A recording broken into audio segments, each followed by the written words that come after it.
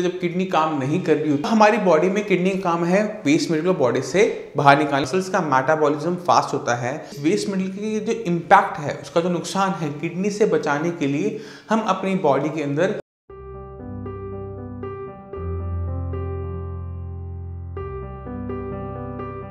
नमस्कार, मेरा नाम है डॉक्टर पुरु धवन और आज इस वीडियो में हम बात करने वाले हैं उन टिप्स के बारे में जो किसी भी किडनी फेलियर पेशेंट को बचा सकते हैं डायलिसिस से। एक किडनी फेलियर पेशेंट के अंदर जब किडनी काम नहीं कर रही होती तो बॉडी के अंदर वेस्ट मटेरियल इकट्ठा हो रहा होता है और इस वेस्ट मटेरियल को बॉडी से निकालने के हमारे पास सिर्फ दो ही तरीके होते हैं। पहला तरीका कि किडनी ही इस वेस्ट मटेरियल को निकाले। अगर किडनी सही तरीके से काम करती रहेगी, किडनी अपने फंक्शंस को बढ़ाएगी तो हमें डायलिसिस की जरूरत नहीं पड़ती। दूसरा तरीका डायलिसिस का ही होता है। जब हमारी किडनी बिल्कुल काम नहीं कर रही तो हमारे पास कोई ऑप्शन नहीं बचता, हमें मशीन का सहारा लेना पड़ता है। मगर जब भी कोई पेशेंट डायलिसिस करवाने जाता है और लंबे टाइम तक डायलिसिस करवाता है तो सबसे बड़ा नुकसान उसका यही होता है कि body day by day weak होती चली जाती है। पेशेंट 2-3 साल में इतना कमजोर हो जाता है, इतनी कंडीशन खराब हो जाती है कि पेशेंट खड़े होने लायक तक नहीं रहता।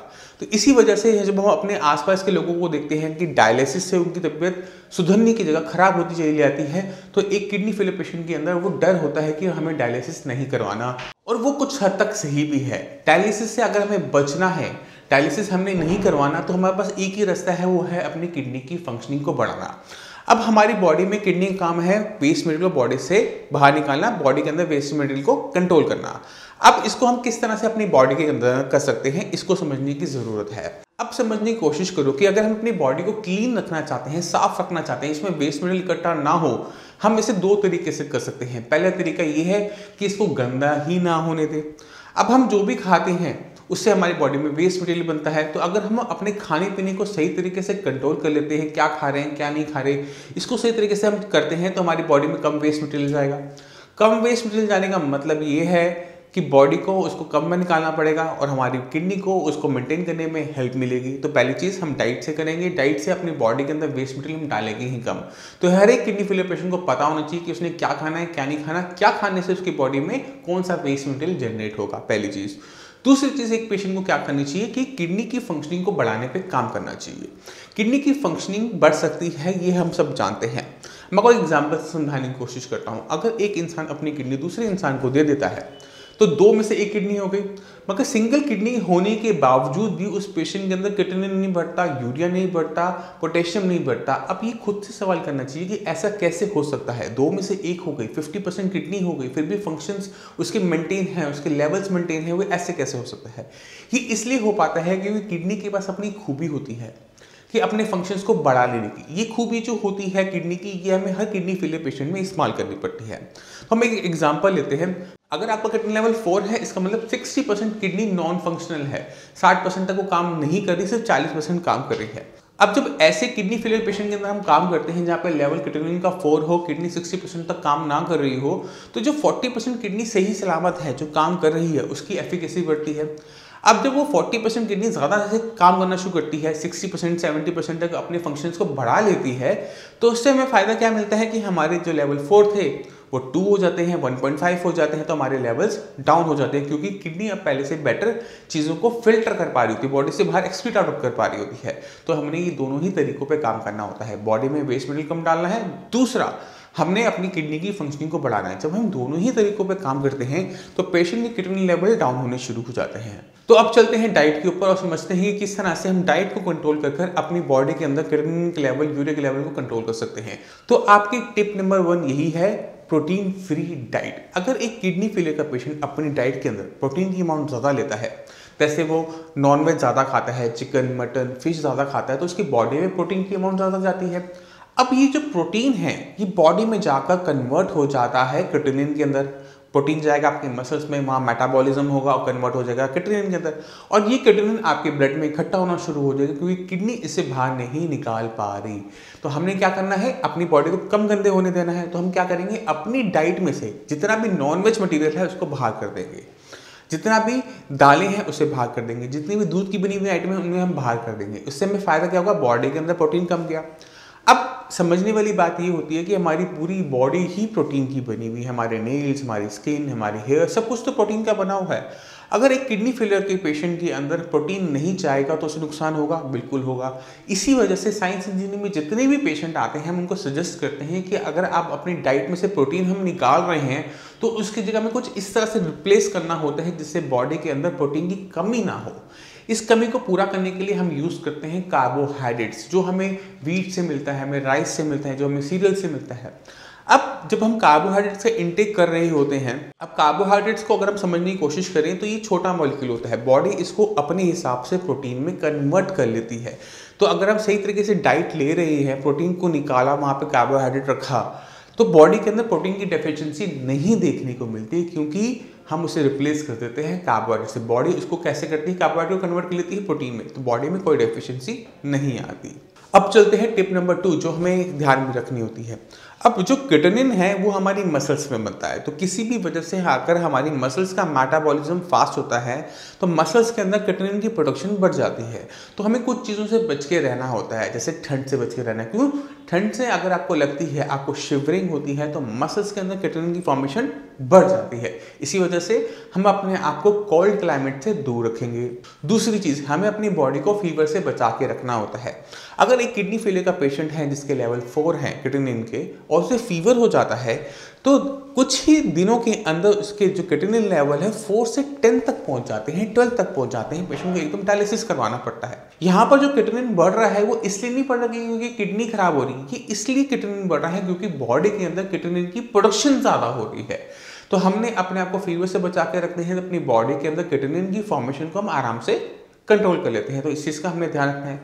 तीसरी चीज़ जिसका हमें ध्यान रखना होता है वो है मसल्स की थकावट। अब ये जो थकावट होती है, फटीग होता है, ये ट्रैवलिंग करने से हो सकता है, ये हैवी एक्सरसाइज करने की वजह से हो सकता है। अगर मान लो एक किडनी फेलियर का पेशेंट बहुत लंबी ट्रैवलिंग करता है, बस में ट्रैवल करता है, बाइक में ट्रैवल करता है, या बहुत लंबे टाइम तक गाड़ी को चलाता है, या बस में कहीं पर भी ट्रैवल करता है, तो उस पेशेंट की बॉडी के अंदर मसल्स की थकावट की वजह से किडनी की प्रोडक्शन बढ़ जाती है। इसी तरह से अगर किडनी फेलियर का पेशेंट बहुत ज़्यादा हैवी एक्सरसाइज करेगा, रनिंग, जॉगिंग, स्विमिंग करेगा, तो उसकी बॉडी में भी किटनिन की प्रोडक्शन ज़्यादा होगी। इसी वजह से उसके ब्लड के अंदर किटनिन के लेवल बढ़ने शुरू हो जाएंगे। यहाँ पे किडनी खराब नहीं हो रही, किडनी की कंडीशन वैसी की वैसी है जो उसकी एक्सरसाइज करने से पहले थी, मगर बॉडी के अंदर प्रोडक्शन बढ़ने की वजह से वो जो किटनिन के लेवल है उसकी रिपोर्ट में नजर आने शुरू हो जाएंगे। बॉडी में वेस्ट मटेरियल ज़्यादा बनेगा जो कि फिल्टर आउट नहीं हो पाएगा और आपके लेवल्स आपकी रिपोर्ट्स में विजिबल होने स्टार्ट हो जाएंगे। तो इन चीज़ों को हमने अपने आप बॉडी को बचाना होता है कि हम प्रोटीन का इंटेक ना करें तो बहुत कम करें तो वेजिटेबल सॉसेस से करें जो आराम से बॉडी में डाइजेस्ट हो जाए, आराम से एब्जॉर्ब हो जाए और जो किटनिन को ना बनाए। दूसरा, बॉडी को किसी भी टाइप के फीवर से, ठंड से, थकावट से बचा के रखना है जिससे बॉडी के अंदर किटनिन की प्रोडक्शन ना हो। तो ये तो वो तरीके हो गए जिससे हम अपनी बॉडी के अंदर किटनिन की प्रोडक्शन को कंट्रोल कर सकते हैं। मगर हमें अपनी किडनी की फंक्शनिंग को बढ़ाना है, क्योंकि किडनी ही एक ऐसा ऑर्गन है जो इस किटनिन को, इस यूरिया को बॉडी से बाहर निकाल सकता है। अब जैसे मैंने आपको पहले बताया कि हम किडनी की फंक्शनिंग को बढ़ा सकते हैं, तो किडनी की फंक्शनिंग को बढ़ाने के लिए हमें यूज़ करना पड़ता है किडनी फंक्शन रिस्टोरेशन ट्रीटमेंट, यानी वो ट्रीटमेंट जिसमें किडनी की फंक्शन रिस्टोर हो। क्योंकि एक बार जब आपकी किडनी डैमेज हो जाती है, जो चीज़ हिस्सा मर गया है उसको जिंदा करना थोड़ा इम्पॉसिबल सा होता है, वो पूरा का पूरा रिकवर नहीं हो सकता। तो जो हिस्सा हमारे पास बचा हुआ है, पहला काम है उसे बचा के रखना है, यानी जो 40% हमारे पास जो किडनी बची हुई है उसे बचा के रखना। क्योंकि जितनी भी किडनी फेलियर की दिक्कतें होती हैं वो प्रोग्रेसिव डिसऑर्डर होती हैं, यानी अगर आपका लेवल किटनिन का 1.2 से स्टार्ट हुआ है, आप अगर सही तरीके से मेडिसिन नहीं लोगे तो वो धीरे धीरे बढ़ता चला जाएगा। क्योंकि इस बीमारी की खासियत ये है कि अगर एक बार अगर किडनी खराब होनी शुरू होती है तो वो कंप्लीट किडनी फेलियर पर, डायलिसिस पे, ट्रांसप्लांट पे ही एंड होती है। तो हमारा जो सबसे पहला जो एम बनता है, जो हमारा सबसे पहला ऑब्जेक्टिव बनता है, वो ये बनता है कि किडनी जो खराब हो रही है उसको रोका जाए। तो अगर आपकी किडनी 60% खराब हो चुकी है, 40% बची हुई है, तो उस 40% को बचाए रखना सबसे पहला काम होता है। इसके लिए हमें थोड़ा सा आपकी हिस्ट्री लेनी पड़ती है, थोड़ा सा देखना पड़ता है कि किस वजह से किडनी को खराब हो रही है। क्योंकि किडनी अपने आप तो खराब नहीं हो रही, किडनी को कुछ ना कुछ चीज़ तो नुकसान पहुंचा रही होगी। वो हो सकता है आपका बीपी हो सकता है कि आपकी शुगर हो सकता है वो पॉलीसिस्टिक किडनी की वजह से, आईजी नेफ्रोपैथी की वजह से आपकी किडनी खराब हो रही है। तो पहले हमने क्या करना है, उसे आइडेंटिफाई करना है उस कॉज को जिसकी वजह से किडनी आपकी खराब हो रही है। उसके बाद उसे कंट्रोल करना है। एक बार आपका बीपी कंट्रोल में आ गया, एक बार आपकी शुगर कंट्रोल में आ गई, तो सबसे बड़ा फायदा ये होता है कि किडनी जो खराब हो रही थी वो रुक जाती है। अब किडनी को क्योंकि अब नुकसान पहुंचाने वाला कारण नहीं रहा, बीपी जो खराब कर रहा था अब कंट्रोल में है, शुगर जो खराब कर रही थी अब कंट्रोल में है, तो 40% किडनी वो बच जाती है। मगर किडनी के साथ एक दिक्कत और होती है, जब किडनी काम नहीं कर रही तो बॉडी में वेस्ट मटेरियल इकट्ठा हो रहा है। अब ये जो वेस्ट मटेरियल है ये किडनी को और नुकसान पहुंचाता है, जिसकी वजह से बॉडी के अंदर मेटाबॉलिक एसिडोसिस स्टार्ट हो जाता है। अगर आपके बीपी शुगर कंट्रोल में भी हैं तो भी ये जो वेस्ट मटेरियल बॉडी के अंदर एक्यूमुलेटेड है ये किडनी को डैमेज करता चला जाएगा। हम क्या करेंगे, अपनी बॉडी में इस वेस्ट मटेरियल के जो इम्पैक्ट है, उसका जो नुकसान है, किडनी से बचाने के लिए हम अपनी बॉडी के अंदर सोडियम बाइकार्बोनेट का यूज़ करेंगे। अब ये जो सोडियम बाइकार्बोनेट है ये कुछ नहीं है, ये बेकिंग सोडा है। यही बेकिंग सोडा हम खाने बनाने में, ढोकला बनाने में, इडली बनाने में इस्तेमाल करते हैं। अगर हम इसका प्रॉपर यूज़ करते हैं तो क्या करता है, बेकिंग सोडा बॉडी में जाकर जो वेस्ट मटेरियल आ रहा है, जो एसिड इकट्ठा हो रहा है, उसको न्यूट्रलाइज कर देगा, वो बफर की तरह वर्क करेगा। तो बॉडी के अंदर जो वेस्ट मटेरियल जो किडनी को नुकसान पहुंचा रहा था अब नहीं पहुंचा पाएगा। तो दो चीज़ें हो गई। हमने क्या किया, हमने सबसे पहले उस चीज़ को आइडेंटिफाई किया जिसकी वजह से किडनी खराब हो रही है, उसे कंट्रोल में किया। दूसरा, हमने बॉडी के अंदर मेटाबॉलिक एसिडोसिस की वजह से जो किडनी खराब हो रही थी, जो वेस्ट मटेरियल इकट्ठा होने की वजह से किडनी खराब हो रही थी, उसको न्यूट्रलाइज किया बेकिंग सोडा से। जब हम ये दोनों चीज़ें कर लेते हैं तो किडनी जो होती है काफ़ी हद तक स्टेबल हो जाती है, लेवल जो है बहुत अच्छे स्टेबल हो जाते हैं, वो बढ़ना बंद कर देते हैं। अब एक बार आप इस पॉइंट पर पहुंच गए, उसके बाद हमने सिर्फ किडनी की फंक्शनिंग को बढ़ाना होता है। अब किडनी की फंक्शनिंग बढ़ाने के लिए हमें थोड़ा सा उसे पुश करना पड़ता है और उसको यूज़ हम किडनी फंक्शन रिस्टोरेशन ट्रीटमेंट से करते हैं। जैसे जैसे किडनी की फंक्शनिंग बढ़ती है वैसे वैसे किडनी उसको वेस्ट मटेरियल को पहले से बेटर तरीके से बाहर निकाल पाती है। जैसे जैसे बॉडी में वेस्ट मटेरियल कम जाएगा, जैसे जैसे बॉडी से वेस्ट मटेरियल बाहर जाएगा, आपके लेवल्स डाउन होने शुरू हो जाएंगे और ये रिफ्लेक्ट हो जाएगा आपकी रिपोर्ट्स में। अब पेशेंट को बहुत डाउट होता है कि ये कितने टाइम में हो जाएगा। जब भी कोई साई संजीवनी में पेशेंट ट्रीटमेंट लेने आता है तो हमारी पूरी कोशिश होती है कि पहले महीने के अंदर पेशेंट को वो रिजल्ट नजर आ जाए। हम पेशेंट को फुल छूट देते हैं कि आप 20 दिन के बाद अपना टेस्ट करवाइए, टेस्ट करवा के अपने किडनी लेवल को खुद ब खुद चेक कीजिए, आपके लेवल्स आपको कम मिलेंगे। तो पहले जो 20 एक दिन होते हैं वो क्रूशियल होते हैं जब भी हम ट्रीटमेंट स्टार्ट करते हैं। मगर इसके लिए कुछ कंडीशंस को हमें ध्यान रखना है। बीपी कंट्रोल में रहना चाहिए, शुगर कंट्रोल में रहना चाहिए, जो मेडिसिन आपको दी जाए आपने उसे प्रॉपर लेना है। अगर सही तरीके से पेशेंट डॉक्टर की बात मान लेता है तो मैं आपको ये कह सकता हूँ आराम से कि उस पेशेंट के लेवल डाउन से पहले 20 दिन के अंदर ही स्टार्ट हो जाते हैं। पेशेंट को फुल छूट होती है कि अपने KFT दोबारा से करवाए और वो अपने अंदर जो चेंजेस वो देखना चाहता है, जो लेवल बढ़ते जा रहे हैं, उसको खुद ब खुद जज करे कि वो पहले से कम है, पहले से ज़्यादा है। अब हम अपने बॉडी के अंदर वेस्ट मटेरियल को जज करने के लिए KFT टेस्ट करवाते हैं, राइट। आप हमेशा KFT टेस्ट करवाते हैं। मैं आपको एक टेस्ट और बताता हूँ, उस टेस्ट को करवाकर आपको थोड़ा सा आइडिया मिल जाएगा कि किडनी की फंक्शनिंग बढ़ी या नहीं बढ़ी। क्योंकि बॉडी के अंदर हम जो क्रिएटिनिन को कंट्रोल कर सकते हैं डाइट से, मगर किडनी की फंक्शनिंग को हम कंट्रोल नहीं कर सकते डाइट से। किडनी को फंक्शनिंग जब हमने मेडिसिन दी तो मेडिसिन शुरू करने से पहले अगर पेशेंट क्रिएटिनिन का 24 आवर यूरिन टेस्ट करवाता है तो हम क्या करते हैं, जितने भी साई संजीवनी के पेशेंट आते हैं उनको एडवाइस करते हैं कि आपने 24 आवर यूरिन का क्रिएटिनिन का टेस्ट करवाना है। यानी जैसे आपने ब्लड में क्रिएटिनिन को देखा, इसी तरह से आप 24 घंटे के यूरिन के सैंपल के अंदर क्रिएटिनिन को देखो कि किडनी कितना क्रिएटिनिन को बाहर निकाल रही है। और उसके बाद 1 महीने की ट्रीटमेंट के बाद आप दोबारा से यूरिन का टेस्ट करवाओ और 24 आवर का इकट्ठा करो यूरिन और फिर उसको लैब में जाकर चेक करवाओ उसमें कितना क्रिएटिनिन निकल रहा है। अगर क्रिएटिनिन पहले से ज़्यादा निकल रहा है, यानी किडनी पहले से ज़्यादा अच्छा फिल्टर कर पा रही है, उसको पहले से ज़्यादा बाहर कर पा रही है, आपकी किडनी की फंक्शनिंग बढ़ रही है। जैसे जैसे किडनी की फंक्शनिंग बढ़ेगी वैसे वैसे आपके ब्लड के अंदर क्रिएटिनिन के लेवल डाउन होने शुरू हो जाएंगे और जैसे जैसे वो डाउन होंगे आपको किसी भी टाइप की डायलिसिस की जरूरत नहीं पड़ेगी, क्योंकि अब आपकी खुद की डायलिसिस मशीन यानी आपकी खुद की किडनी पहले से बेटर काम कर रही है, पहले से बेटर फंक्शन कर पा रही है, पहले से बेटर फिल्टर कर पा रही है। तो हमें हर चीज़ पे ध्यान देना है, हमने डाइट पे ध्यान देना है, हमने अपनी बॉडी पे ध्यान देना है, हमने अपनी मेडिसिन पे ध्यान देना है, हमने अपनी बीमारी को समझना है। क्योंकि अगर एक किडनी फेलियर का पेशेंट अपनी बीमारी को नहीं समझता कि उसकी किडनी क्यों खराब हो रही है, किस वजह से खराब हो रही है, तो उसके लिए जो उसको प्रिकॉशंस लेनी होती हैं, जिन चीज़ों का ध्यान रखना पड़ता है, वो नहीं रख पाता। और जब वो उसका ध्यान नहीं रखे तो कॉन्टिन्यूसली किडनी को नुकसान होता चला जाएगा और किडनी जो है फुल डैमेज की तरफ से ली जाएगी, बॉडी को डायलिसिस की तरफ ले जाना पड़ेगा, क्योंकि किडनी पूरी तरह से काम करना बंद कर चुकी है। तो हमें हर छोटी छोटी स्टेप पे, छोटी छोटी बारीकियों पे काम करना पड़ता है।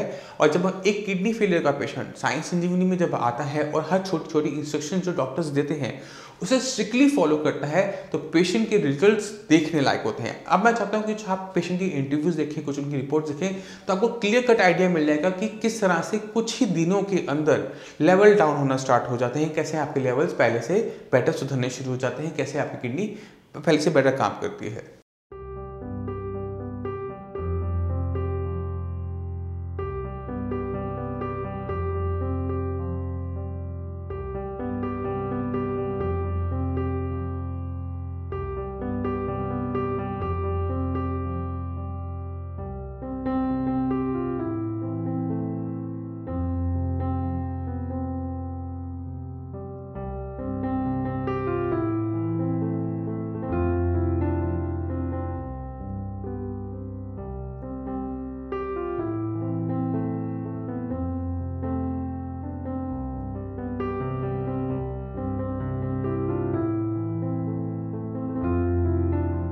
मैं चाहता हूं कि आप गुप्ता जी से मिले और उनसे जानिए कि किस तरह से साइंस इंजीनियर ने उनकी मदद की। गुप्ता जी, ये आपको दिक्कत कब शुरू हुई थी किडनी की?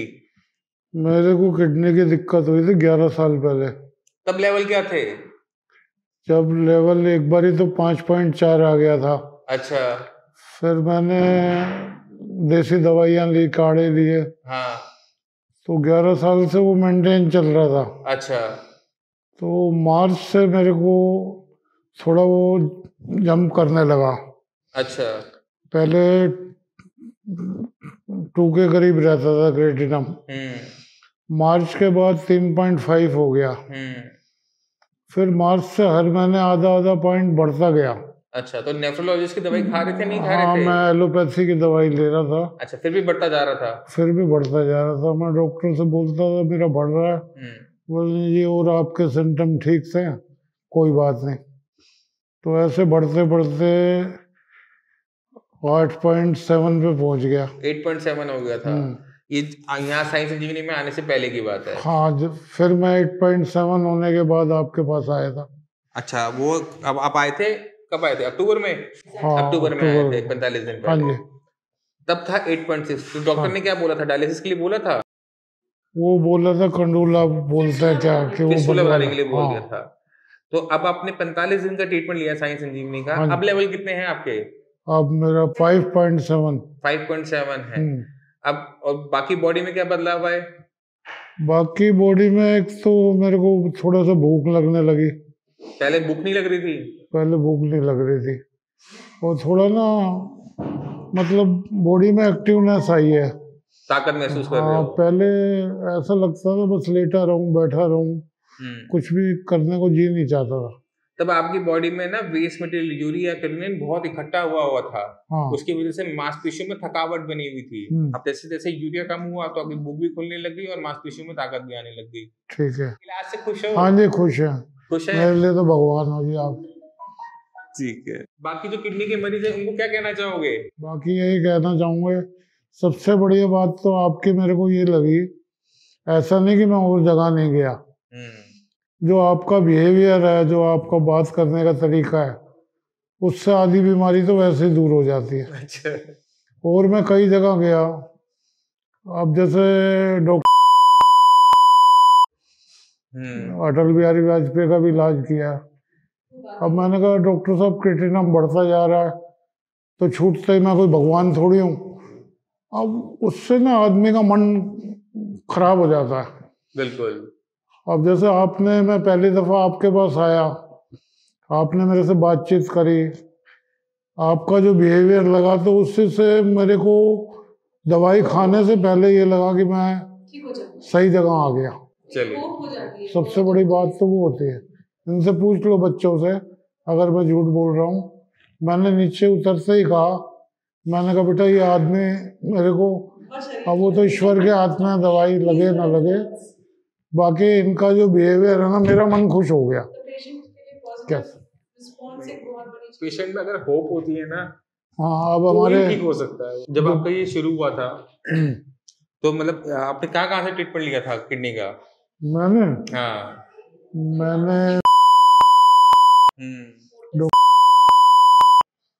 क्या समझे, एक दो जगह में और गया था, बाकी मेरे को तसल्ली नहीं हुई कहीं पे भी। अब तो तसल्ली है ना आपको अच्छे से? हाँ, मेरे को आपसे मिलके तसल्ली है। चलिए ठीक है। तो आपने खुद देखा, अगर हम सही तरीके से काम करते हैं, सही तरीके से अपना प्रोटोकॉल फॉलो करते हैं, तो पेशेंट के अंदर जो चेंजेस वो दिखना चाहता है उसको दिखने शुरू हो जाते हैं।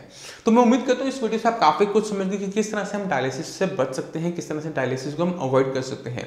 फिर भी आपके माइंड में कोई भी डाउट हो, कुछ भी पूछना चाहते हो, तो नीचे दिए हुए नंबर पर कॉल करके साई संजीवनी के डॉक्टर से आप फ्री ऑफ कॉस्ट कंसल्टेशन ले सकते हैं। आप अपॉइंटमेंट लेकर मुझसे भी आकर मिल सकते हैं। अब इसी के साथ आपसे भी मैं चलने की आगे चाहूँगा। मिलते हैं अगली वीडियो में, तब तक के लिए धन्यवाद।